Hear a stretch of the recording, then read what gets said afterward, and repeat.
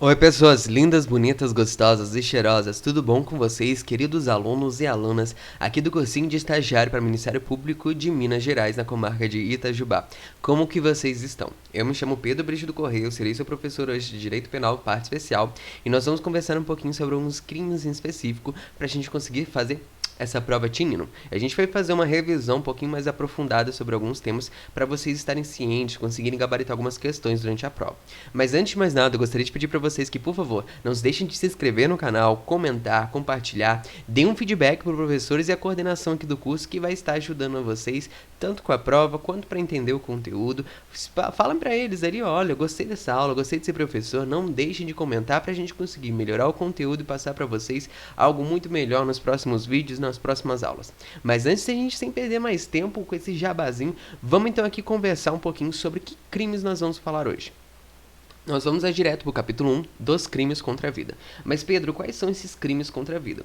Os crimes contra a vida serão aqueles: o homicídio, induzimento à instigação, auxílio ao suicídio ou à automutilação, que teve uma atualização recente, infanticídio e aborto. Mas Pedro, o que a gente vai falar agora em específico nesse vídeo? A gente vai começar falando sobre homicídio.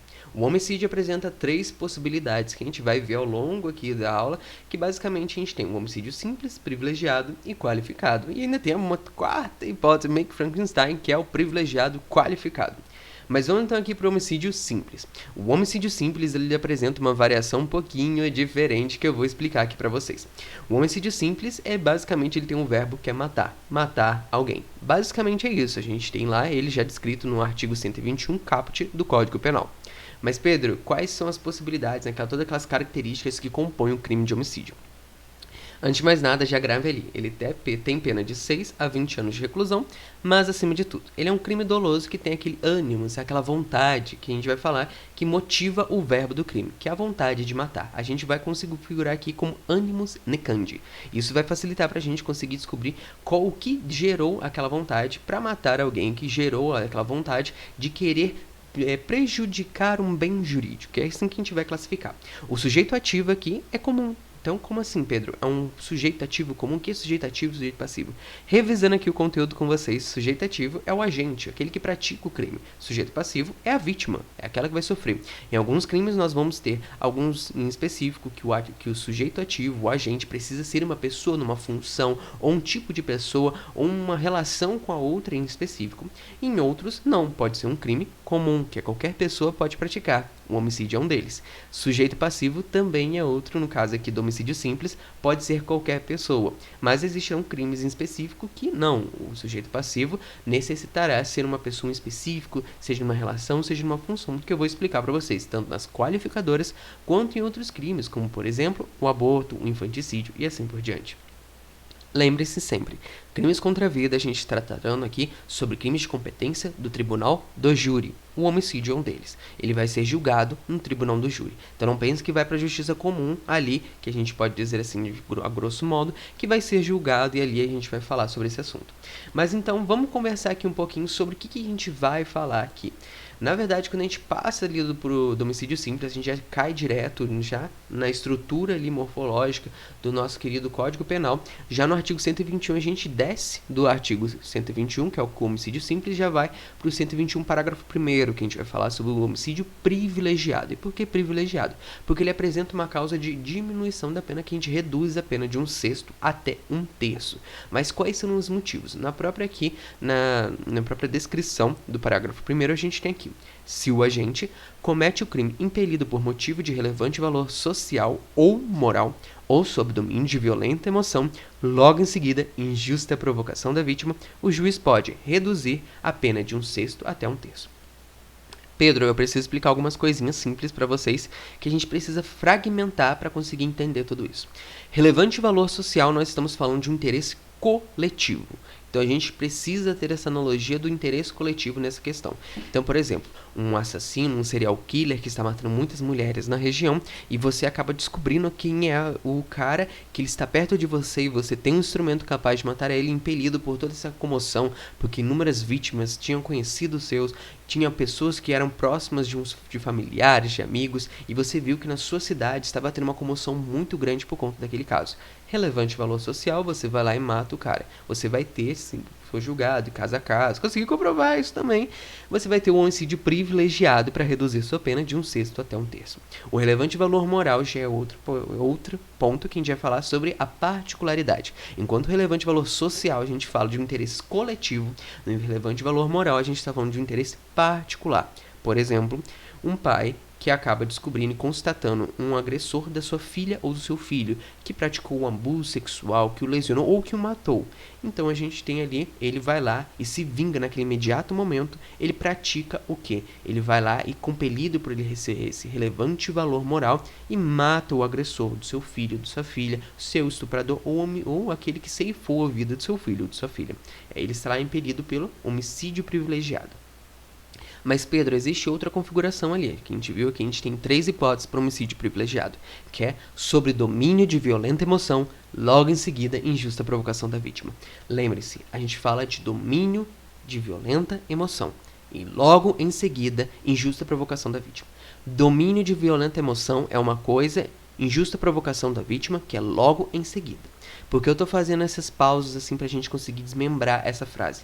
Porque a gente precisa estar dominado por essa violenta emoção. Não pode ser uma emoção breve, não pode ser uma emoção simplista, vamos dizer assim. Não é aquela emoção que, tô magoado, tô ressentido, tô com raiva, mas é aquilo que acaba tirando o seu discernimento para a prática daquele crime. Então, a partir do momento que você já perde seu discernimento e vai praticar o crime com ânimos necante, com intenção de matar, você está dominado por essa violenta emoção. E que a gente fala logo em seguida, não é ou logo em seguida, esses dois precisam estar juntos, é cumulativo. Logo em seguida, injusta provocação da vítima. E por que eu falo injusta provocação da vítima? Se não houver injusta essa provocação da vítima, não tem como você configurar essa possibilidade do homicídio privilegiado, porque você precisa estar dominado de violenta emoção e logo em seguida essa violenta emoção que foi provocada pela vítima, você terá o direito ao homicídio privilegiado, e não será um homicídio simples, nem um homicídio qualificado, nem as outras hipóteses que existem. Você estará, de certa forma, abarcado por essa hipótese. Mas, Pedro, o que a gente tem agora de peculiaridade sobre esses assuntos? A gente tem que entender que esse privilégio, o homicídio privilegiado, ele apresenta um caráter subjetivo. Como assim? Ele está impelido no próprio agente que praticou o crime. Eu não posso comunicá-lo com outras pessoas, caso exista um concurso de crimes. A gente vai ver que existem hipóteses de ser um caráter subjetivo ou caráter objetivo dentro de qualificadores, causa de pena, assim por diante. Se lembra aquele negócio do concurso de pessoas? A gente tem 3 tipos. As demais professores e professores que irão revisar a parte de direito penal, na parte geral, vão explicar para vocês que a gente tem algumas coisas que podem comunicar no concurso de pessoas. Dentre elas, de forma bem resumida, a gente sabe que os caráteres subjetivos, não pode, porque fica impelido, fica ali preso no agente. É algo que está ali, motivado nele. Por exemplo, o pai do agressor da sua filha. Eu que não conheço esse rapaz, que não tenho nenhum vínculo com ele, e o ajudo. Um cara falou que estupraram a filha dele, ele foi matar o cara. Eu vou lá junto com ele e vou ajudar. Eu não terei o privilégio do homicídio privilegiado. Eu responderei por homicídio, dependendo em concurso de pessoas, com algum outro tipo de qualificadora.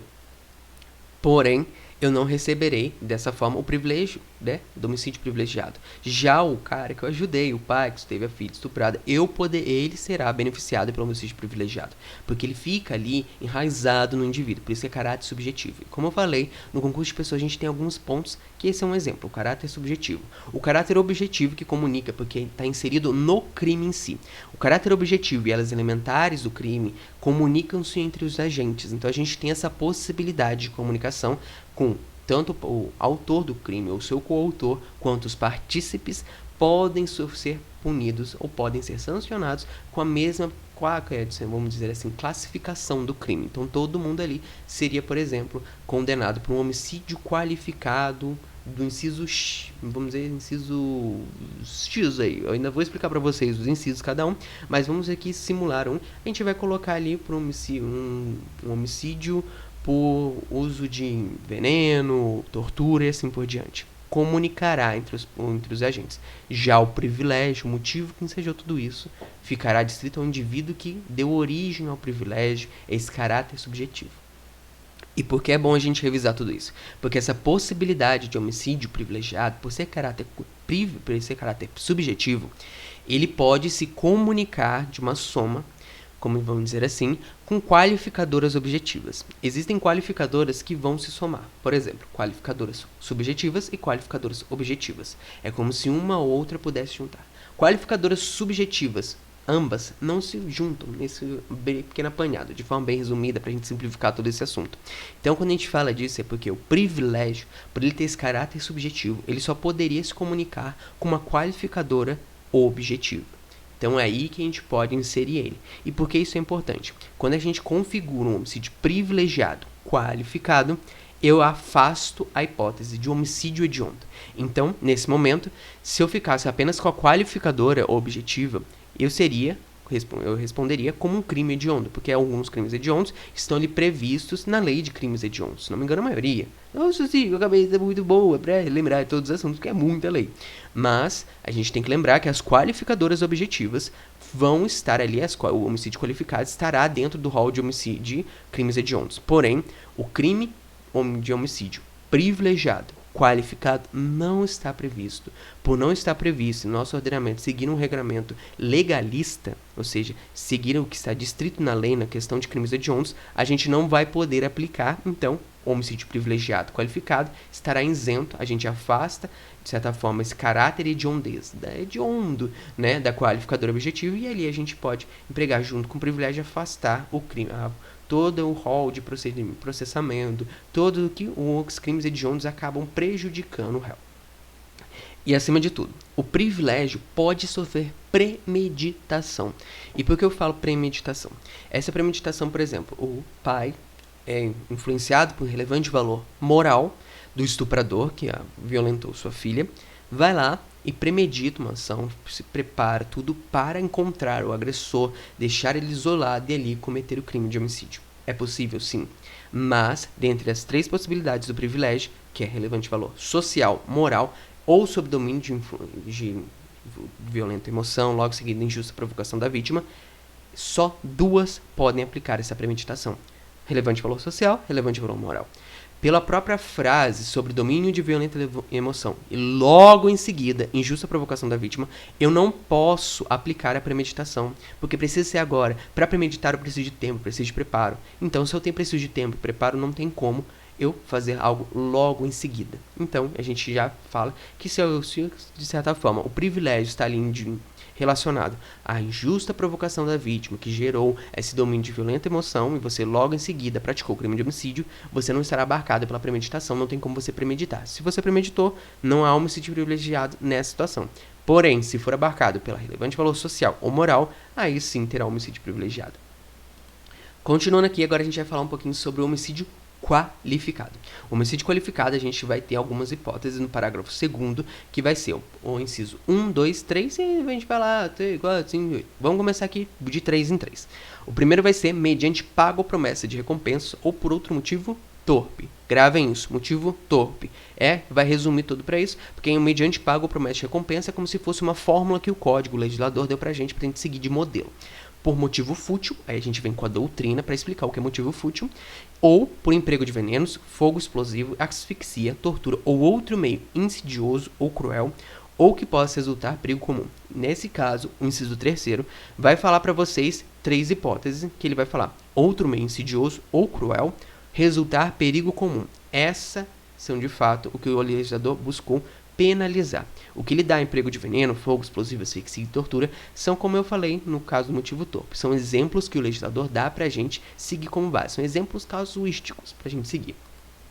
Mas vamos começar aqui com o motivo torpe.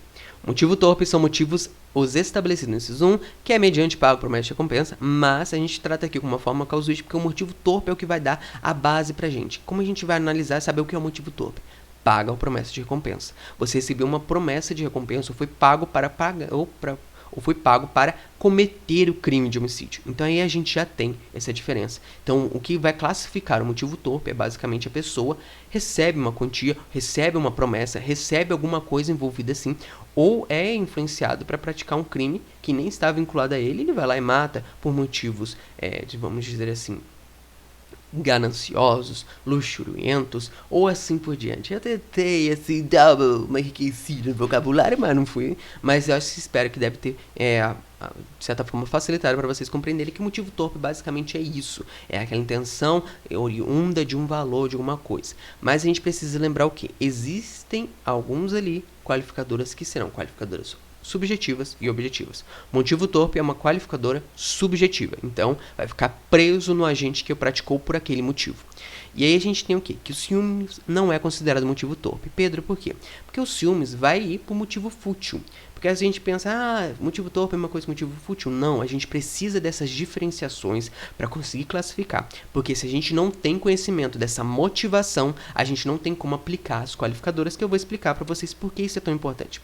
Aqui eu peguei um julgado bem simples, que foi oriundo do informativo 711, que originou junto com o habeas corpus 107.090 do STJ, que ele falou: pode ser considerado, dependendo da situação, motivo fútil, que é o quê? É o ciúmes. O ciúmes é motivo fútil. Quando vocês lembrarem uma pessoa que matou alguém por ciúmes, associem-se à futilidade, não a motivo torpe. Por favor, vocês precisam, porque numa prova o agente praticou tal crime. Na sua prova, ele praticou um crime de homicídio contra o amante da sua esposa, e por conta disso ele foi processado e condenado por crime de por homicídio qualificado por motivo torpe. Não, motivo fútil, já tem julgado, já tem informativo. E aí, como eu falei, é uma qualificadora subjetiva, fica presa no agente. Então vamos voltar aqui e vamos para o motivo fútil. O motivo fútil a gente precisa buscar na doutrina para conseguir conceituar. Basicamente a gente está falando aqui sobre um motivo bobo e insignificante. Por exemplo, o ciúmes, vamos dizer assim, é um motivo bobo e insignificante.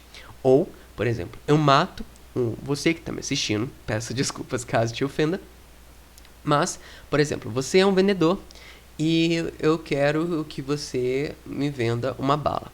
E você me cobra R$2 por essa bala. E eu fico indignado. R$2 numa bala e te mato por conta disso. Por uma bala custar R$2 eu te matei. Motivo bobo, insignificante. Eu ceifei a sua vida por conta disso. Esse é o motivo fútil. E aqui, como eu falei, a gente precisa dessa necessidade de conhecimento. Por quê? O motivo fútil precisa ser conhecido tanto por aquele que está condenando, quanto que é um promotor, que é o que vocês estão aqui para fazer essa coisinha maravilhosa, que todo mundo lindo, mas, acima de tudo, para o magistrado, o juiz e os jurados que vão te julgar. Porque se a gente não tem o conhecimento do motivo fútil, eu não posso aplicar a qualificadora. Se durante a análise do inquérito policial, da denúncia, assim por diante, os fatos ali narrados, não surgir o entendimento que houve um motivo fútil que ensejou a prática do crime de homicídio, eu não posso aplicar a qualificadora. Pedro, você matou essa pessoa por qual motivo? Não vou contar.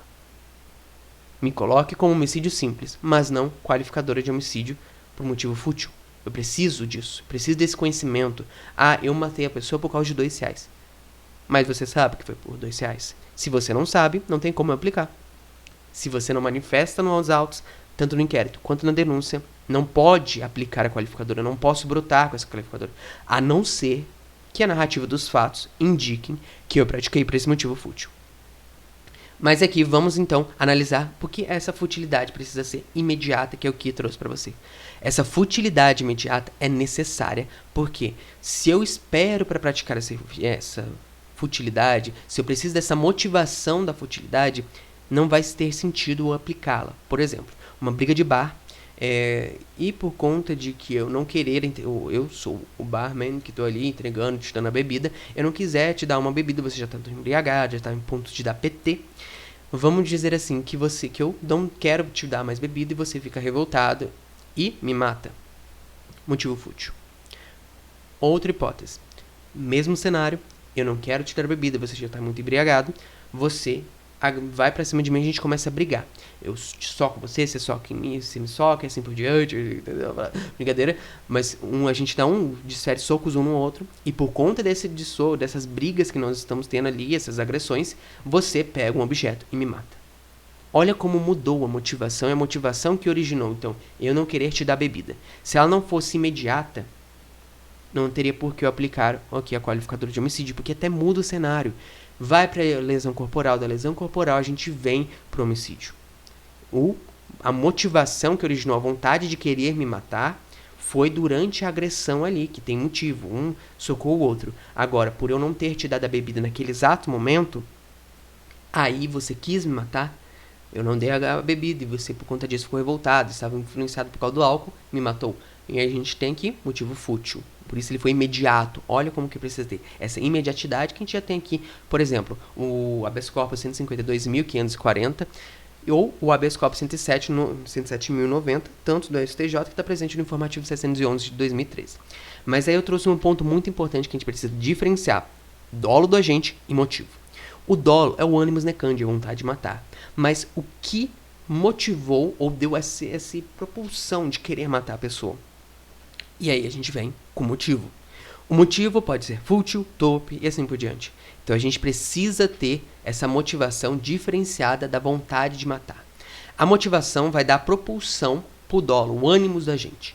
Mas não necessariamente a motivação vai estar ligada com o ânimos, porque ela precisa estar separada desse conhecimento que a gente tem que ter. O dolo da gente, seja ele direto ou indireto, não se confunde com o motivo que ensejou a conduta. Porque eu posso matar uma pessoa simplesmente por matar, mas também posso matar motivado por outra coisa. Essa motivação que piora, e ali a gente entra com as qualificadoras. Então a gente precisa diferenciar o ânimo de matar, a vontade de matar, com o motivo que ensejou essa vontade de matar. Estão ligadas, mas são elementos independentes para a gente conseguir interpretar toda essa situação. Então vamos lá então agora para entender sobre a terceira hipótese que eu trouxe para vocês, que é outro meio insidioso ou cruel, ou que possa resultar perigo comum. Você lembra que eu falei? O legislador dá pra gente alguns exemplos casuísticos, exemplos ali, pra gente seguir como base. Então a gente vai classificar aqui pra vocês. Meio insidioso, a gente pega já ali no próprio inciso 3 do parágrafo 2º, 121, que é o veneno. Meio cruel, fogo, asfixia e tortura. E resulte em perigo comum, que é o explosivo. Ou seja, pode causar um perigo a todas as pessoas. Ponto importante, a gente precisa entender que às vezes o fogo, dependendo da forma como é empregado e o caso concreto, pode ir para o resultado de perigo comum. Então a gente tem essa divergência na doutrina. Mais uma coisa que a gente precisa diferenciar, claro, que é em relação à tortura. A gente tem a diferença de homicídio qualificado pela tortura e outra é tortura qualificada pela morte. Parece que a gente só inverteu. Na matemática fala aquele negócio, a ordem, não sei o que, independe do resultado. Aquele negócio aqui. Eu não sei muito de matemática, eu sou meio que um tapado quando vamos falar de matemática. Eu sou aquele amiguinho que quando você pede fazer uma conta, pega a calculadora. É 1 mais 1, eu pego a calculadora 1 mais 1. Eu dou todas as habilidades. Eu sei que no povo da matemática, tem a inversão, doses, fatores, não implica no resultado. Essa porra assim. Então, aqui, inverte e muda muito o resultado. Por quê? Uma coisa é um homicídio qualificado pela morte. Outra coisa é a tortura qualificada pela morte. Nós temos aqui crimes pré-dolosos. Dolo num, culpa no outro. Dolo na ação, culpa no resultado. Basicamente isso. Porque é diferente. O homicídio qualificado pela tortura, nós temos aqui, por ele ser um homicídio qualificado, crimes hediondos. O dolo era de matar e gerou a culpa, que aqui foi qualificado pela tortura. Eu utilizei a tortura. A tortura não é o objeto em si que gerou ali o crime em si. A minha intenção era matar, mas eu quis matar e torturar ao mesmo tempo. Porém, e aí a gente vem aqui, que a gente tem aqui um dolo direto, eventual, pode ter a figura do préter dolo, que a gente vai ver mais na tortura qualificada, que é bom a gente diferenciar. Homicídio qualificado por emprego de tortura, dolo direto eventual, gente, as meninas que vão falar ali com vocês sobre a parte geral, vai explicar mais para vocês relembrar esse assunto, mas é o foco principal. Homicídio qualificado por emprego de tortura, eu tenho a intenção de matar a pessoa com o emprego da tortura, ponto. Essa é a minha intenção. Serei julgado por onde? Tribunal do júri. Homicídio qualificado, crime hediondo. Acabou. Tortura qualificada pela morte. Estou praticando a tortura e durante essa prática, meu dolo é a vontade de torturar a pessoa, resulta na morte da vítima. Ela não aguentou, ela morreu. Então o que a gente vai ter? Crime préter doloso, ou seja, dolo na tortura, culpa na morte. Vamos ensejar crime hediondo? Não vamos ensejar crime hediondo, a gente vai ter outras possibilidades. Somente se a tortura ele estiver qualificada na lei de crimes hediondos, vamos ali analisar. Se eu não me engano, acho que não está. Se estiver, peço desculpa, a gente faz uma retificação depois nos comentários aqui do vídeo. Mas, já pegando aqui um panorama bem simples, a gente tem o quê? O homicídio qualificado pelo crime, qualificado pela tortura, a gente emprega o quê? Um dolo direto eventual, tribunal do júri, acabou. você julgado pelo tribunal de júri. Tortura qualificada pela morte, diferente, crime doloso, será julgada pelo juízo singular, não tem a figura do tribunal do júri. A diferença já é bem grande, o procedimento é diferente, a forma de recurso é diferente, então a gente tem todo esse apanhado que é necessário a gente diferenciar. Então não é porque você viu a tortura você precisa entender. Essa tortura foi empregada com a vontade de torturar ou ela foi resultado com uma qualificadora da vontade de matar. Essa diferenciação é importante para sua prova, para você conseguir aplicar de forma bem simples e responder a questão e não errar a questão. E aqui a gente vai ter outro apanhado que vai ser a continuação aqui das qualificadoras do parágrafo 2º. Voltando aqui, gente, eu precisei dar uma pausa, não sei se vocês repararam que deu um corte assim, mas eu precisei dar uma pausa que minha garganta já tá aqui e eu não quero tomar água no meio do vídeo para não atrapalhar a concentração de vocês. Mas voltando aqui, a gente tem aqui a continuação do parágrafo 2º sobre as qualificadoras. A gente tem aqui a traição, emboscada ou mediante dissimulação, outro recurso que dificulte ou torne impossível a defesa do ofendido, para assegurar a execução, ocultação ou impunidade de vantagem de outro crime. E a outra que a gente vai pular, que tem uma específica, que é o feminicídio, que é o sexto inciso. A gente pula pro 7º para falar sobre contra a autoridade ou agente que é descrito no artigo 142, 144, Constituição Federal. Basicamente, a gente está falando da qualificadora de crime, qualificadora funcional, em razão da função do indivíduo, e por conta disso a gente vai praticar um crime de homicídio contra aquele indivíduo ou seus familiares em decorrência da função que ele ocupa, mas previsto nas funções previstas ali no próprio que fala 142, e 144, a Constituição Federal, integrante do sistema prisional ou Força Nacional de Segurança Pública. Ponto. Mas vamos aqui desmiuçar um por um. Traição, emboscada, dissimulação, outro recurso que dificulte ou torne impossível a defesa do ofendido. A gente vai estar falando aqui basicamente sobre 3 núcleos essenciais, que é primeiro, traição. Traição é na verdade, a gente está falando de um crime próprio. Por quê? A traição exige que eu precisa ter uma relação de confiança com a vítima e por conta disso, o agente tendo essa relação de confiança, trai ela e por conta disso, pratica o crime de homicídio. Ela aproveita desse vínculo que eles possuem para praticar o crime de homicídio. Não basta basicamente eu simplesmente trair uma pessoa que nem ao menos tem um vínculo, nunca confiou nada em mim. Então não há como configurar a traição. Então a traição é necessário depositar uma especial confiança no autor do crime, que ele venha atrair essa confiança. Graças à confiança criada entre ele e a vítima, ele aproveita para praticar o crime de homicídio. Então a gente está aqui de um crime próprio, necessita dessa particularidade do autor. Emboscada. Na verdade, eu estou falando da tocaia, ou seja, eu me escondo, eu fico ali à espreita para praticar o crime de homicídio. Eu aproveito dessa vulnerabilidade que a vítima vai ter em relação a não saber que eu estou ali. Dissimulação. O sujeito engana para colocar a pessoa numa situação que dificulte a sua defesa. Então, por exemplo, uma ela vai ali, vai induzindo ela a praticar alguma coisa que ela fique ali mais indefesa. Ficando mais indefesa, estou dissimulando para enganar ela aos poucos para ficar mais fácil, como se te lembra assim, Animal Planet, literalmente, é cruel a gente falar isso, Animal Planet, aqueles cenas de leão, hiena, essas porra, pegando ali com a gente, finge que eles são o agente do crime, o famoso criminoso, estão ali com uma gazela, uma zebra, sei lá, um búfalo, e estão ali aproveitando, criando meio para enganar ela, para sair de fora do bando, para ficar mais indefesa, e ali dão um bote e matam ele. Basicamente é isso. Você utiliza de meios e utensílios e práticas para enganar a vítima e aí aproveitar e praticar o crime de homicídio. Basicamente é isso. Mas a gente tem a outra para assegurar a execução, ocultação e impunidade de vantagem de outro crime. Aqui é muito importante que a gente tenha uma diferenciação entre elas. Aqui a gente está falando sobre qualificadores de conexão, que o homicídio apenas é um instrumento para o outro crime acontecer. Seja para ele acontecer ou para ele já aconteceu ou garantir com que esse acontecimento dele seja de certa forma ocultado, impune, ou seja, garantida a vantagem desse crime. Então, a gente reconhece aqui que o homicídio não é o objeto principal de análise. Ele é basicamente um elemento secundário, ele é um instrumento para outra coisa maior que motivou tudo isso.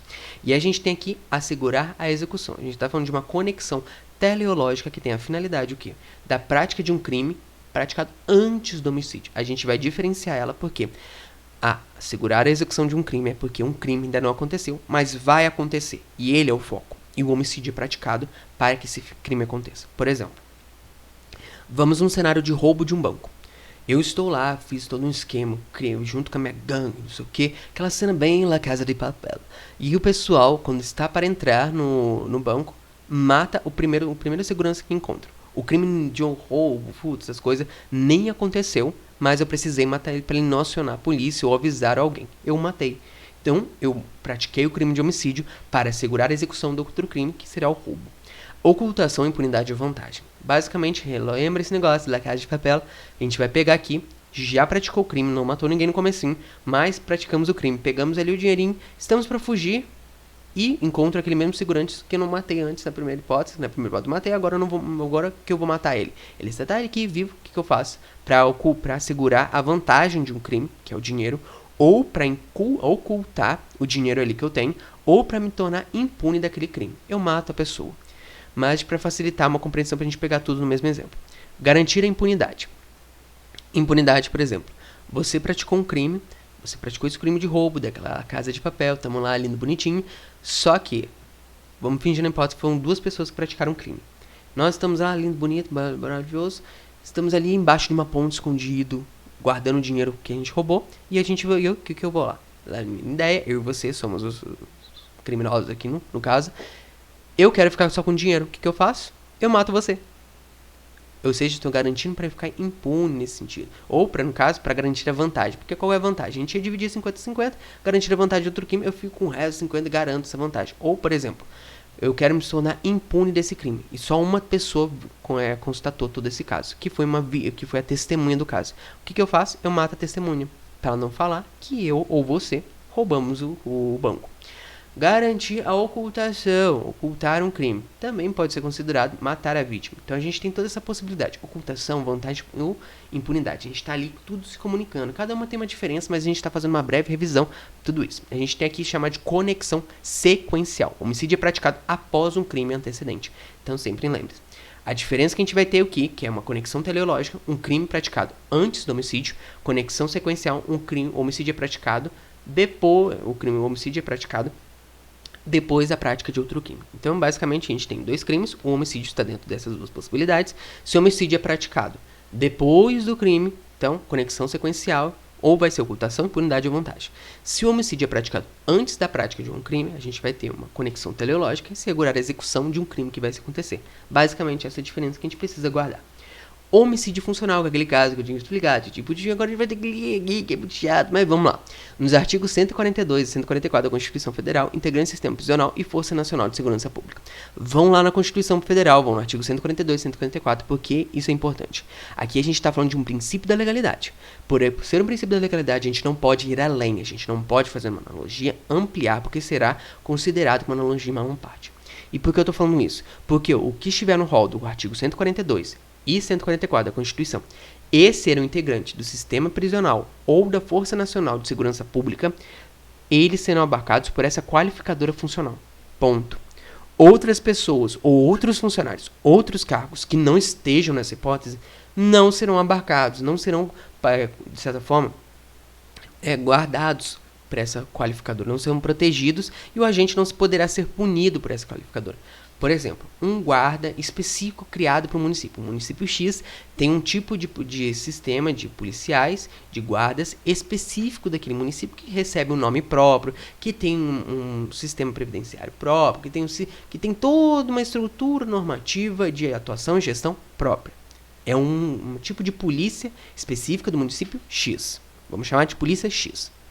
Eles serão abarcados pela qualificadora do homicídio funcional? Não tem como a gente aplicar ela. Por quê? Porque ela tem um rol específico, 142, 144, Constituição, integrante do sistema prisional, Força Nacional de Segurança Pública. Não está ali, não posso aplicar. Estarei atuando como analogia malamparte. E por que a gente precisa entender isso? Para entender que, se não está ali no rol, não posso aplicar. E outro ponto que a gente precisa entender. Se eu pratiquei um crime dentro desse rol, de certa forma, vai ser aplicada a qualificadora? Não. Porque a gente precisa analisar o que eu deixei aqui destacado com vocês. Acho que é azul, ciano, sei lá qual que é essa cor, mas é meio que azul. Que fala sobre no exercício da função ou em decorrência dela. Se eu simplesmente, por exemplo, chego num agente da Força Nacional de Segurança Pública e mato ele, e não for por causa da função dele ou em decorrência dela, não tem por que eu aplicar essa qualificadora. Porque eu não fui, eu, o agente que pratiquei o crime, não fui motivado por conta disso. Agora, se for em relação a isso, porque ele vai estar me prendendo, sabe de algum esquema, ou uma briga de, por exemplo, de facções, e ele é o policial que está ali envolvido, que está lutando contra as facções, e eu sei que ele está, de certa forma, ajudando uma facção indiretamente, não por conta que ele é corrupto, assim por diante. Mas se ele vir e atuar de fato, exercer a função dele plenamente ali no local onde eu estou, vai gerar prejuízo para mim e benefícios para outra facção, e eu mato por conta disso, eu estou ali praticando um crime de homicídio em razão da função que ele exerce. Então a gente tem essa diferença, e aí eu vou aplicar a qualificadora. Mas não fica apenas ao agente ali que possui essa função. E vai, porque ela vai se comunicar com seu cônjuge, seu companheiro, ou parente consanguíneo até terceiro grau. Por que eu fiz essa ênfase do consanguíneo? Porque a gente tem que lembrar do quê? Do filho adotivo. Filho adotivo não é parente consanguíneo até terceiro grau. É filho considerado pela Constituição Federal, a gente tem tudo isso. Mas por ele falar consanguíneo, ou seja, de sangue, o adotivo não entra. E por conta disso, eu não posso aplicar essa possibilidade, porque geraria uma analogia malamparte. A doutrina se posiciona nisso. Eu, Pedro Brígido Correia, acho isso totalmente inválido pelo próprio conceito constitucional estabelecido sobre filhos e filhas, que independente de ser adotivo ou consanguíneo, são filhos e filhas. Você deve considerar, e eles são considerados, tanto por direito civil, até mesmo pela nossa Constituição. E a Constituição, o principal ordenamento que vai dar a base para tudo, até mesmo para o direito penal. Mas como não tem como a maioria dos penalistas, criminalistas e assim por diante, considera-se ser uma analogia malamparte para a prova de vocês, se vocês verem que tem um casinho como esse e fala que é um filho adotivo, vocês não aplicam essa qualificadora, tá bom? Vamos então passar para o próximo aqui, que a gente vai falar agora sobre um em específico que apresentou umas peculiaridades com alterações junto com a Lei Maria da Penha, com algumas questões específicas, que é o feminicídio. O feminicídio é um homicídio que eu busco contra a mulher por razões da condição do sexo feminino. Essa basicamente você vai fazer uma teia de entrelaços com vários pontos, tanto aqui do artigo 121, quanto com a Lei Maria da Penha. Gente, eu vou dar uma pausa para beber uma água e já vou voltar. Gente, eu voltei porque eu tô avisando que eu fui beber água para você não me aparecer um corte aqui. Ah, cadê o professor Gordão? Deve ter dado ruim. É, porque eu vou beber água. Mas enfim, continuando aqui sobre o feminicídio, que a gente vai encontrar ele no artigo 121, parágrafo 2º, inciso 6º. O que a gente vai falar aqui? Contra a mulher por razões da condição do sexo feminino. Reclusão de 12 a 30 anos. E aí a gente vai se comunicar ali com o parágrafo 2º A, que é, considera-se que há razões da condição do sexo feminino quando o crime envolve violência doméstica e familiar, aí você já vai direto na Lei 11.340, que é a Lei Maria da Penha, de 2006, e menosprezo ou discriminação à condição de ser mulher. A gente tem essas duas possibilidades que vão se comunicar com a Lei 11.340 de 2006, que é a Lei Maria da Penha. E aqui a gente está diante de um crime próprio, um crime específico, que a gente vai falar o quê? Que o sujeito ativo pode ser qualquer pessoa, e quando eu falo qualquer pessoa, seja ele homem ou mulher. Ponto. Qualquer pessoa pode praticar o crime de feminicídio. Porém, a vítima precisa ser mulher em razão de ser mulher. E por que tudo isso é importante? Eu vou explicar algumas peculiaridades para vocês, mas se a gente não trata, se a gente não pratica o crime, não tem aquele ânimo de querer praticar aquele crime que motiva o crime, o ânimo é a vontade de matar, mas o motivo que seja, por conta da razão de ser mulher, na condição de ser mulher, não tem como aplicar essa qualificadora. Não basta eu simplesmente matar uma mulher que eu teria que qualificado o crime de feminicídio. E porque a gente tem que ter essas peculiaridades, que a gente vai lá no artigo 5º da Lei 11.340, que vai falar e especificar quais são os tipos de possibilidade de violência doméstica e familiar, que é a principal base aqui pra gente fazer essa conversa. Mas, antecipando aqui, a gente vai falar sobre o bis in idem com motivo torpe. Muitas doutrinas, antigamente, falavam que, até mesmo atual, né? Falam que o quê?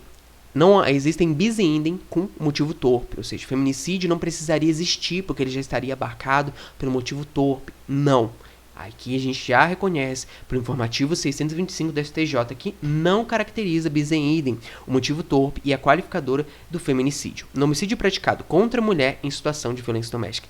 E para dar aquela chulapada na cara da pessoa que ainda fica defendendo essa posição, eu posso aplicar o feminicídio com o motivo torpe. Por quê? O feminicídio é considerado qualificadora objetiva e o motivo torpe é considerado qualificadora de motivo subjetivo. Então a gente tem essas duas junções que eu falei lá no comecinho do vídeo, motivo, caráter subjetivo com caráter objetivo, podem se juntar, somar, dar a mão e prejudicar mais ainda o réu. Mas quando elas têm o mesmo objetivo, não dão a mão e não vão. Subjetivo, não dão a mão e não vão. Objetivo, subjetivo. Junto, dão a mão, prejudica o réu. Simples assim, básico. Motivo torpe pode, junto com o feminicídio. Porque a qualificadora do feminicídio é como uma qualificadora objetiva, porque a sua motivação, sua origem está direcionada diretamente com a vítima, não apenas presa no agente, mas envolve um monte de relação que a gente vai trabalhar sobre questões de sociologia, psicologia, antropologia, questão de machismo, de misoginia e toda aquela estrutura patriarcal e questões misóginas e machistas de uma estrutura da nossa sociedade que a gente vai comentar desde aqui do direito penal até o direito trabalhista. A gente tem toda essa comunicação com direitos humanos, direito constitucional, toda essa relação que a gente precisa trabalhar nesse contexto, por isso que é considerada uma qualificadora objetiva de forma bem simples e sucinta para a sua prova. Tem mais questões aprofundadas sobre questões de gênero, luta e assim por diante, mas nesse momento, lembre-se, qualificadora objetiva que se comunica com as qualificadoras subjetivas. E um ponto muito importante que muitas doutrinas se posicionam, vamos dizer assim, de forma assim, meio contrária. Vamos falar aqui sobre mulheres trans. Mulheres trans e travestis são abarcadas pela qualificadora do feminicídio? Sim, são vítimas de feminicídio. Ah, Pedro, mas tem tribunais que aplicam e outros não. Os julgados não são, as jurisprudências não são tão uniformes nesse sentido. Basicamente, vamos pegar a posição do STF, que considerou a homotransfobia e, assim, o reconhecimento da união homoafetiva, a possibilidade de doação de sangue, retificação do registro civil e assim por diante. Pega todo esse apanhado, todo esse entendimento constitucional que vem falar sobre esses crimes, especial a decisão que criminalizou a homotransfobia, e já vamos entender qual é a posição do STF para esse sentido. Se você for esperar o STF se posicionar e o STJ falar: ei, mulheres trans e travestis são abarcadas pela possibilidade do feminicídio e outras qualificadoras que são restritas a mulheres cis. Você vai esperar até lá? Não. Já estou te dando a resposta. Sim, são vítimas de feminicídio. A violência doméstica, pelo artigo 11 pela Lei 11.340 de 2006, com seu artigo 5º, por mais que ela fala do gênero, por ela falar do gênero e assim por diante, a gente tem todo esse entendimento que o legislador nesse momento, com essa atualização, os pesquisadores que vêm falar sobre esses assuntos, se posicionaram e falar assim: a gente está falando sobre questões de gênero, não estamos falando sobre questões sexuais. Sexo é uma coisa, gênero é outra. Então, mulheres trans são mulheres, são consideradas e são abarcadas aqui pela qualificação do feminicídio. Ponto, acabou. Quer discutir, espera, vai julgado, mas quando subir e recorrer, você vai ver que lá em cima vai ser aplicada a qualificadora. Mas, fora isso, toda essa explicação que a gente precisa ter, esse debate um pouquinho mais politizado sobre esse assunto, porque já caiu em prova, tanto da OAB, quanto questões do Ministério Público, seja para a prova do promotor de justiça, analista, e até mesmo provas de residência de medicina, a gente tem toda essa questão de saúde LGBTQIAPN+. Vamos voltar aqui então, mais para a gente continuar sobre a violência doméstica. O artigo 5º, como eu falei, para a gente dar uma olhadinha na Lei 11.340 de 2006, que é a Lei Maria da Penha, fala o quê? No âmbito doméstico, no âmbito da família e a relação íntima de afeto. Por que é importante a gente olhar tudo isso? Porque lá a gente vai ter a configuração e a classificação do que de fato é a violência doméstica. Então a gente vai entender que ela ocorre no âmbito da unidade doméstica, que é um convívio permanente de pessoas, ou na unidade, no âmbito de família, que são os laços naturais, a afinidade e a vontade expressa, e na relação íntima de afeto, seja um convívio independente de coabitação. Então a gente vai configurar que aqui a violência doméstica vai acontecer nos casos de relação de namoro, relação familiar, pai, mãe, filhos, tios, tias, primos e primas, seja numa relação de homoafetiva ou heteroafetiva. Então a gente tem todas essas possibilidades. O único ponto que é o destaque, que a doutrina se posiciona, é que a gente não aplica os casos da Lei Maria da Penha para homens. Só em casos muito específicos que a gente aplica as medidas protetivas da Lei Maria da Penha, mas não toda a sistemática de proteção que ela insere. Que ela insere toda a sistemática de processo, no processo penal, no processo crime, como, por exemplo, a lei dos juizados especiais, que não vai aplicar muitas questões dos benefícios dos instrumentos despenalizadores, quanto de outros benefícios dentro da lei dos juizados especiais, pela lei 9.090 de 95. Então, basicamente, a gente tem todo esse panorama que a violência doméstica abarca. Então, lembra sempre, relação homoafetiva ou heteroafetiva, e a vítima é uma mulher, seja ela cis ou trans, a gente vai aplicar a violência doméstica se tiver envolvido toda essa relação de âmbito de unidade doméstica, âmbito familiar, relação íntima de afeto, pela essa classificação bem simplesinha que eu trouxe para vocês. E aqui a gente vai continuando sobre feminicídio, a gente precisa entender que ela tem uma causa de aumento de pena. Essa causa de aumento de pena está prevista no parágrafo 7º do CP, que a gente vai falar aqui sobre a pena de feminicídio. Ela é aumentada de 1/3 até metade se o crime é praticado. E aqui a gente tem pontos muito importantes, que é o quê? Se a vítima mulher está gestando ou está em 3 meses posteriores ao parto, algo que vai aumentar, mas o caso específico que a gente tem agora são menores de 14 anos e maiores de 60, que a gente tem a questão da idade, que a questão é etérea. Eu tô pronunciando errado, mas a questão de idade, tem um nome bonitinho, depois você joga do Google, acrescenta aí nas suas anotações e tudo mais. O tio aqui não tem essa capacidade vocabular de me estar assim, nesse momento. Mas depois você joga aqui no comentário, ô professor, você colocou errado aqui. Mas continuando. O ponto aqui são as pessoas PCD, são pessoas portadoras de deficiência. Ou, aqui fala, deficiência ou portador de uma doença degenerativa que acarreta em condições limitantes ou de vulnerabilidade física ou mental. E por que eu falo isso? Não basta a pessoa ser uma portadora de deficiência. Por quê? Porque se a pessoa é portadora de deficiência, mas ela não foi limitada ou vulnerabilizada física ou mentalmente por conta da sua deficiência, e aí eu aproveito disso e pratico o crime de feminicídio, não tem por que eu aplicar esse aumento de pena. Por quê? Porque se eu não aproveito, se essa condição da pessoa, não vou dizer condição, se a pessoa portadora de deficiência não tem algo que limite, como a própria redação disso, a condição limitante ou de vulnerabilidade física ou mental, mesmo ela sendo portadora de deficiência, não tem por que eu aplicar essa parte da qualificadora. É como eu falei para vocês no caso do feminicídio. Não basta eu matar uma mulher para configurar o crime de feminicídio.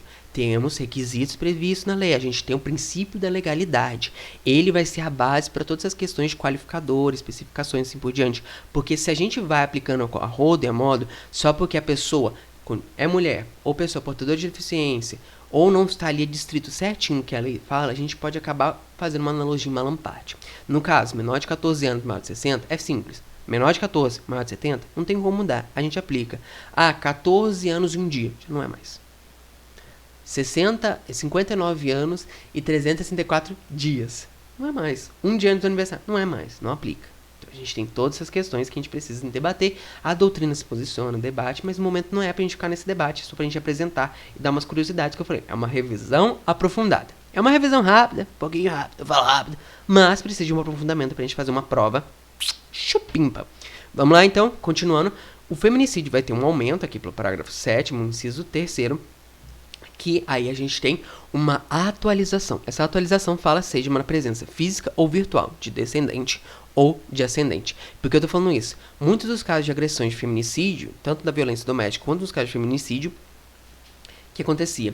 O agressor praticava na frente dos filhos ou das filhas das vítimas, ou de seus parentes, pais, mães, tios, irmãos e irmãs, ou quando, por exemplo, estava conversando numa chamada de vídeo, ou dialogando, ou numa conversa, e do nada o cara começa a agredir, surto de ciúme, assim por diante. Por exemplo, nessa questão do home office, pandemia, estava numa reunião, a pessoa, e o agressor vem e começa a agredir ela até o ponto de matá-la. Na frente, e a pessoa que está do outro lado na reunião é o seu descendente, tem o seu ascendente ali na reunião. E o que acontece? A gente tem esse aumento de pena pelo feminicídio na presença física ou virtual. É um ponto muito importante de atualização, principalmente nessas questões de pandemia, que geraram essa questão que a gente precisa se atualizar e ficar atento nesse caso. A gente vai ver depois lá no induzimento, instigação, auxílio, suicídio ou automutilação com a presença da baleia azul, que é lá do caso de 2014, 2015, se não me engano, mas que teve repercussão e todas as questões física ou virtual agora está presente no nosso Código Penal. Continuando aqui o inciso 4, a gente vai falar sobre descumprimento de medidas protetivas de urgência previsto no inciso 1, 2, 3 do caput da lei, do artigo 22 da lei 11.340 de 2006. E aí o que eu falo pra vocês? Eu falo hipóteses limitadas aos casos de feminicídio apenas. Essas hipóteses de aumento é só para o caso de feminicídio. Tá ali falando feminicídio. Eu posso sair daqui e abrir pra vocês o Código Penal que vocês mandaram uma lida. Parágrafo 7º, feminicídio. Mas eu destaquei aqui o inciso 4, por quê? Esse é até onde o inciso 4 vai. Vocês dão uma lida, vamos lá na lei 11.340, se quiser, eu já trouxe aqui pra vocês. Mas por que eu tô falando isso? Porque a lei sofreu uma atualização em 2020. E aí eu pergunto pra vocês, por não mencionar aqui no inciso 4. Eu vou poder considerar como descumprimento e aplicar como aumento de pena no feminicídio? Mas, Pedro, quais foram essas atualizações? Aqui, ó. Ela não fala da prestação de alimentos provisórios, ok? Mas a gente teve aqui em 2020 comparecimento do agressor em programas de recuperação e reeducação e acompanhamento psicossocial do agressor por meio de atendimento individual e grupo de apoio. Porque antes a gente achava que era só afastar o agressor. Infelizmente, o legislador ficava ali na lei, e a lei é muito atrasada em relação às necessidades sociais da nossa sociedade. E a gente tem que entender que o agressor precisa passar por programas de assistência, de reparo, vamos dizer assim, de acolhimento e de tratamento para conseguir entender por que você é um agressor, por que você quis fazer isso, por que você quis fazer aquilo, por que você é um agressor de violência doméstica, por que você trata a sua esposa, a companheira, sua irmã, sua tia, sua mãe, sua filha e assim por diante. A gente precisa, então, ter comparecimento do agressor em programas de recuperação, de reeducação e acompanhamento psicossocial para a gente esconder. Mas é que tá. Não está previsto lá. Então eu posso aplicar? Pelo princípio da legalidade, não. Analogia em Malamparte. Então, se o agressor deixa de comparecer nesses programas, deixa de fazer o acompanhamento e pratica o feminicídio, será que ele vai ter o aumento de pena? Princípio da legalidade, diria que não. Fica aí um mistério pra vocês, eu tô fazendo aprofundamento, eu sei que é uma revisão, mas é um mistério bom, que é, se nesse momento a doutrina está ali se posicionando, uns falam que sim, outros falam que não, e assim por diante, mas o princípio da legalidade na prova de vocês vão colocar que não, infelizmente, o princípio da legalidade, se tiver essa justificativa. Senão você vai ter que quebrar um pouquinho a cabeça para entender qual que é a intenção da banca que está te avaliando. Mas, nesse princípio aqui, se a gente parar para ver a literalidade do princípio da legalidade previsto lá no começo do artigo do Código Penal, a gente vai entender que não se aplica essas duas hipóteses de descumprimento, porque elas não estão previstas ali no próprio Código Penal, no inciso, vamos voltar aqui, no inciso 4 do parágrafo 7º. Continuando aqui, se o homicídio é cometido, aí a gente tem que ir com emprego de arma de fogo ou uso restrito ou proibido. E aí eu trouxe para vocês tirarem dúvida. Porque na época minha de faculdade, eu ficava com muita dúvida para saber o que é arma de fogo de uso restrito e proibido, qual que é a diferença? Basicamente, a gente tem aqui, eu trouxe para vocês, que é a arma de fogo automática de qualquer tipo ou calibre, semiautomático ou de repetição. E aqui eu trouxe um rol para vocês, quais são as possibilidades. Existem portarias do Ministério da Segurança Pública, assim por diante, que vão acrescentar com anexo e tudo mais, sobre munição e assim por diante. Essas são de uso fogo restrito e uso proibido. E aqui a gente tem as armas de uso proibido, que vamos falar sobre armas de fogo, de classificados, de uso proibido, de acordo com tratados. Aí a gente tem tratados internacionais, dos quais a República Federativa do Brasil é signatária, acordos ou tratados, e armas de fogo dissimulada com aparência ou objetos inofensivos. E aí a gente tem tudo isso daí, mais uns anexos que em vão especificar. A gente só tem que lembrar, se o enunciado fala armas de uso proibido, armas de uso restrito, qualificadora, usou para a prática do crime, aplica. Simples assim. E aqui eu vou trazer para vocês uma questão sobre, que nem eu falei para privilégio, qualificado, juntos, subjetivo, como objetivo, assim. Mas por que é importante a gente saber de tudo isso para a prova? Porque essa subjetividade e objetividade que gera o homicídio privilegiado, qualificado, gera aqui pra gente a incomunicabilidade no concurso de pessoas, como eu havia explicado para vocês, e acima de tudo, a possibilidade desse homicídio acontecer. Antes não havia essa possibilidade, tinha um posicionamento da doutrina que falava que não, o homicídio privilegiado qualificado é um Frankenstein que não deveria existir normativamente. Mas, acima de tudo, o ponto que a gente precisava lembrar que ele existe e, acima de tudo, que é não se comunica no concurso de pessoas e é crime hediondo. Não é crime hediondo. Ainda assim, não é crime hediondo. Que nem eu falei lá no comecinho. Privilegiado, qualificado, não é crime hediondo. Não tá lá no rol de crimes hediondos. Se não tá no rol, que só tá lá falando sobre as hipóteses de homicídio qualificado, não tem porquê eu aplicar a hediondez, tudo aquelas questões de crimes hediondos. Ponto. Então, se você viu, classificou, por exemplo, a prova de vocês dá um casinho que vai parecer que chegou com um caso para vocês, lindo, bonito, e estamos tratando aqui de um homicídio lindo, maravilhoso, mas que tem as figuras do privilégio e de uma qualificadora. Então a gente tem um homicídio privilegiado qualificado. Na figura de defesa, pode aparecer para vocês, poderia aparecer, né, que vocês não vão estar atuando como defesa, a questão de, mas o juiz condenou por homicídio qualificado e por conta disso virou crime hediondo. Tá errado. Então, o que a gente tem que ver? Viu a figura do privilégio, viu a figura da qualificação. O privilégio é subjetivo e a qualificadora é objetivo, vai existir um homicídio privilegiado qualificado que a gente não aplica o crime hediondo. E é importante porque a gente precisa saber os dois lados da função da própria questão criminal. Então a gente vai ter o quê? A defesa e a acusação existindo ao mesmo tempo e a gente precisa saber como se posicionar. Na prova de vocês é simples. Se tem essas duas possibilidades e o magia aparece lá na questão que deu algum problema, o magistrado julgou errado, você apresenta isso. Ou se pergunta o que vai acontecer. Existe a qualificadora do privilégio e existe a figura do privilégio, a qualificadora ali.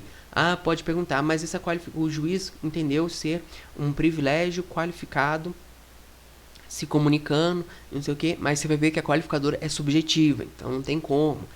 Mas a qualificadora é objetiva. Esse jogo de pensamento que vocês vão ter que fazer, de raciocínio, é essencial para você saber o que é uma qualificadora objetiva e o que é uma qualificadora subjetiva. De forma simples, motivo torpe, motivo fútil, subjetiva. Emprego de uso explosivos, essas coisas, objetiva. Vamos lá, vamos voltar aqui. Não sei o que. Feminicídio, objetiva. Emprego de arma de fogo, objetiva. Vamos voltar, vou até revisar aqui com vocês pra gente pegar aqui, que eu não deixei no slide específico, mas vamos aqui voltar. Emprego de arma de fogo, objetivo. Vamos voltar aqui, feminicídio, objetivo. Voltando aqui de novo, funcional é objetivo ou é subjetivo? Está indirecionado em relação ao próprio agente? Não, então, objetivo também. Assegurar a execução prática de atuação de objetivo. Traição, emboscada e simulação. Depende ali do caso, mas vamos tratar aqui como objetivo. Mas ali a gente precisa ter essa relação de simulação com oculto. Os principais que vocês vão ter que guardar na cabeça de vocês é o quê? Motivo fútil e motivo torpe. É subjetivo. Ponto, acabou.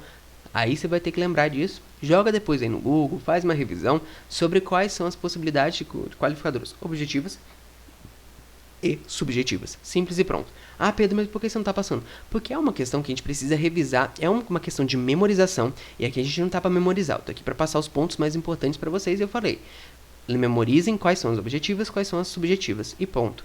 Já lembrou, tal inciso é isso, tal inciso é aquilo, acabou, matou e passa para o próximo. E aqui a gente vai ter que continuar explicando para vocês alguns pontos que eu preciso passar para a gente fazer essa prova linda e bonita quando a gente for falar sobre homicídio. E por que eu preferi não passar para vocês? Porque existem questões mais importantes nesse ponto, que é falar sobre homicídio culposo. O homicídio culposo a gente vai ter que retomar na parte geral, porque aí a gente faz essa comunicação, porque a gente precisa lembrar o que é negligência, prudência e imperícia. Negligência, a gente vai falar sobre a pessoa que não toma os devidos cuidados para a prática e por conta disso pratica um ato que gera morte de uma pessoa. Imprudência, a pessoa age sem tomar as devidas cautelas e por conta disso gera homicídio. E imperícia, a pessoa pratica algo que não deveria praticar porque ela não tem conhecimento técnico ou de ofício ou profissional para praticar aquele crime. Por exemplo, eu vou lá e tento praticar uma operação numa pessoa, nem eu sou médico. Sou formado, estou me formando de direito, já com a OAB, tudo ali, direito, vindo vocês, direito. Porque eu vou fazer uma operação que é medicina, MedLife, uma pessoa não tem esse conhecimento técnico, não tem essa formação. O máximo que eu tenho é ProErd, então não tem como fazer tudo isso. Então a gente fica limitado ali, o que aconteceu? Eu estou praticando imperícia. Mas aí a gente tem pontos específicos. Se eu pratiquei com intenção ou se eu achei que eu não pratiquei. Aí é homicídio culposo, assim por diante. Mas o homicídio culposo a gente vai diferenciar por conta da questão da negligência, da imprudência e da imperícia. Que a gente vai ter aqui uma culpa negativa, uma culpa positiva e uma culpa profissional, ou seja, a falta de aptidão técnica. Aí a gente vai ter uma detenção de 1 a 3 anos e aqui a gente tem que entender. Homicídio culposo não admite tentativa. Mas o ponto essencial que a gente precisa sempre lembrar é o quê? O nosso ordenamento é, se não existe a previsão de um crime na modalidade culposa, não posso aplicar ele, a gente faz uma desclassificação, ou seja, um fato atípico. Simples assim. Homicídio. Existe homicídio culposo? Existe aqui, artigo 121, parágrafo 3º. Ponto, acabou. Homicídio culposo, então existe essa modalidade, se praticar o crime de forma culposa, eu vou ser julgado pelo homicídio culposo. Ponto. Um crime que não existe modalidade culposa, como por exemplo, instigação, auxílio, ou instigação, auxílio ao suicídio ou automutilação. Existe modalidade culposa? Não existe. dolosa. Então, o que acontece? Atípico, não aplica. Simples assim. Aqui a gente tem homicídio culposo, então a gente vai aplicar o homicídio culposo nessas possibilidades.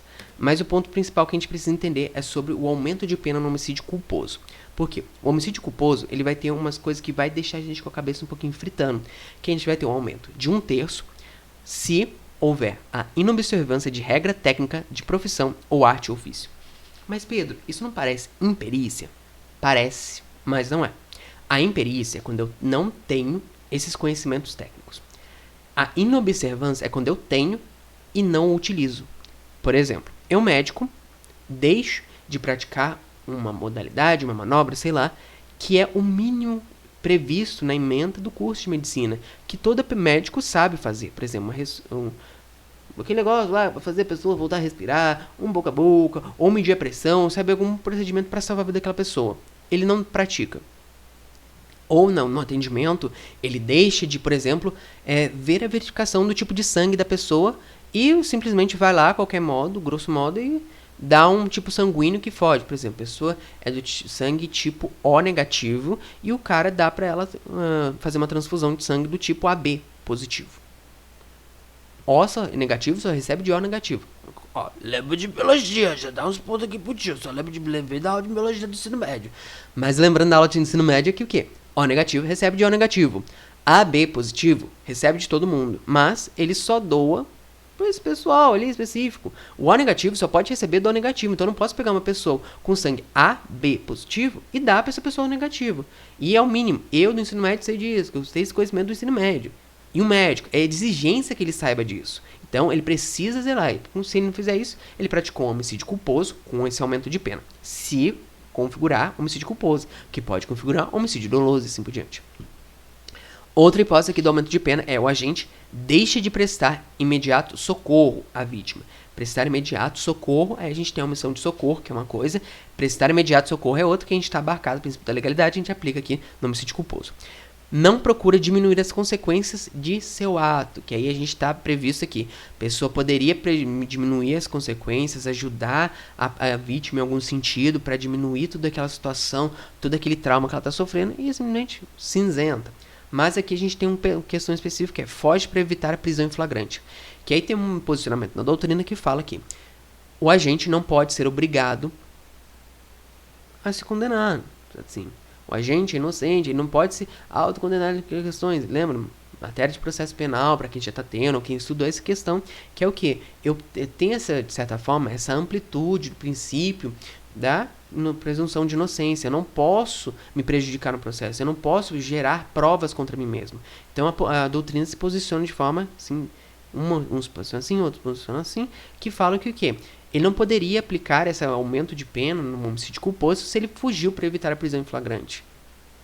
Uns falam que isso daí configuraria que ele está gerando provas contra si mesmo, outros falam que não, está previsto ali, então ele deveria, então ele fugiu da cena do crime. Então não, ele vai sofrer aumento de pena. Outro ponto que a gente tem nessa mesma redação do parágrafo 4, que é a gente vai para o homicídio doloso, que a gente fala que a pena aumenta 1/3 se o crime é praticado. Se lembra aquela parte do feminicídio? Menor de 14, maior de 60, volta aqui no homicídio doloso e a gente aplica esse aumento de 1/3 só para os crimes dolosos. Ponto, acabou, lindo, maravilhoso, supimpa. Mas a gente tem que lembrar, não se aplica no homicídio culposo. Homicídio culposo, simples, pronto, acabou. Homicídio culposo, menor de 14 anos. Tá ali previsto o aumento de pena? Não tá, então não aplica. Maior de 60, tá ali previsto no culposo? Não aplica. Se não tá previsto, a gente não aplica. Só fala doloso. Falou doloso, não vai pro culposo. Não vai fazer analogia em malampate e errar na sua prova, pelo amor de Deus. E aqui a gente tem o perdão judicial e a milícia. O perdão judicial, já de cara, a gente vai encontrar no parágrafo 5º do artigo 121, que é o quê? Na hipótese de homicídio culposo, o juiz poderá deixar de aplicar a pena se as consequências da infração atingirem o próprio agente de forma tão grave que a sanção penal se torna desnecessária. Pedro, como assim? O agente pratica um crime, por exemplo, uma mãe, de forma imprudente, não toma os devidos cuidados com a filha e gera a morte da criança. Por exemplo, está dirigindo, a gente vai falar no crime, na direção de veículo automotor, quem vai lá no CTB, vai ter, se não me engano, 3x3, a mãe vai lá, não coloca a criança na cadeirinha de segurança, bate o carro, a criança voa e morre. Homicídio culposo, porque ela não tomou os devidos cuidados de proteção para a criança, foi negligente, se não me engano, nesse caso, aqui na configuração. E aí o que acontece? O sofrimento dela ter perdido um filho por conta de não ter tomado os cuidados necessários pode gerar o perdão judicial, se configurado homicídio culposo. Ponto. Se for homicídio doloso, aplica o perdão? Não aplica o perdão. O perdão judicial está previsto em lei, não posso aplicar a grosso modo a qualquer tipo de hipótese de crime. Casos específicos, a gente aplica esse caso específico de perdão judicial. Outro caso aqui, que a gente vai falar sobre um caso de aumento de pena, que é milícia privada. A gente aumenta de 1/3 até metade se o crime for praticado com milícia privada ou pretexto de prestação de serviço de segurança ou de grupo de extermínio. Essas configurações que eu deixei vão diferenciar se a gente está falando de concurso de pessoas e aquelas outras práticas de crimes específicos lá na lei de organizações criminosas, que a gente tem um macetezinho de 1 ou 2, é isso. 1 a 3, dá isso. 3 a mais, para dar isso. A gente tem toda essa diferença, não é o momento aqui, a gente está falando só para a gente revisar essa matéria, que não vai ser cobrada, porque a gente está falando de uma prova de estágio, mas, se vocês quiserem, depois vão lá, dão uma pesquisada sobre esse assunto, mas existe essa diferença. A grosso modo configurou crime de prática de milícia privada, sob o pretexto de prestação de serviço de segurança ou grupo de extermínio, aumento de pena, praticou o crime de homicídio, 1/3 até metade. Ponto, acabou. E aqui, pra gente finalizar sobre a parte de homicídios, a gente vai tentar lembrar pra vocês aqui qual a diferença, que a gente vai basicamente é o quê? Tá previsto no rol, não tá previsto no rol, não é crime hediondo. A Lei de Crimes Hediondos, a Lei 8.072 de 90, vai falar quais são os crimes hediondos, como eu falei, princípio da legalidade, princípio legalista, tudo que tá previsto em lei, sistema legal nosso. Se não tá ali no rol de crimes hediondos, não é crime hediondo. Se não tiver, não é crime hediondo, ponto, acabou. Mas, Pedro, quais são os crimes hediondos? Deixei esse tabelinho para vocês. Homicídio, artigo 121, quando praticado em atividade típica de grupo de extermínio, ainda que cometido por um só agente. Homicídio doloso, homicídio, crime hediondo. Homicídio qualificado. E aí ele vai falar quais são os qualificados. Do inciso 1, 2, 3, 4, 5, 6, 7 e 8. Ponto, acabou. Falou homicídio privilegiado? Não falou. Ali, ó, até que eu mostro. Não é hediondo. Homicídio simples é crime hediondo? Não. Homicídio privilegiado é crime hediondo? Não. O homicídio privilegiado qualificado é crime hediondo? Não. O privilégio retira a hediondez do crime do homicídio qualificado. Então, é só qualificado. Se tiver o privilégio junto, conseguir fazer essa comunicação, não aplicamos, então, o homicídio, não aplicamos a lei 8.072 de 90, que é a lei de crimes hediondos. E, por fim, homicídio culposo. Homicídio culposo não fala ali no rol, não está no rol, não aplico crimes hediondos, então não é parte. Grave essa tabelinha, se você vai conseguir gabaritar se a prova aparecer. Aí você tem que lembrar. Homicídio simples, basicamente a gente só precisa lembrar o que não é crime hediondo. O resto tudo é crime hediondo. Homicídio simples é crime hediondo? Não. Homicídio privilegiado é crime hediondo? Não. Privilegiado qualificado, hediondo? Não. Culposo? Não. Não é uma dessas 4. Tá ali o caso que você tem. Não é uma dessas 4 hipóteses. Homicídio hediondo. Crime hediondo. A não ser que não seja homicídio. Se não for homicídio, se estiver presente no rol de crimes hediondos, aí você já dá um pé atrás. Então eu recomendo para vocês, olha a lei 8.072 de 90, dá uma lida no rol para ver quais são os crimes hediondos que fala, seja até mesmo em lesão corporal, seja até mesmo em outras questões específicas, ou alguns crimes específicos tragos pela lei de crimes hediondos. Se não for, a gente não aplica a lei de crimes hediondos. Se for, a gente aplica. Simples aqui. Mas para homicídio, se não forem dessas 4 hipóteses, se dentre essas 4 hipóteses acontecer, não é crime hediondo. Simples, acabou. Se for das outras, aí a gente aplica crime hediondo, tá bom? De forma simples e sucinta, a gente fez aqui. Sucinta não, né? Que eu falei muita coisa pra vocês, quase 1 hora de vídeo. Basicamente, a gente fez aqui uma revisão aqui sobre o crime de homicídio. Essas são minhas redes sociais, em especial meu Instagram, meu e-mail de contato, que é meu e-mail.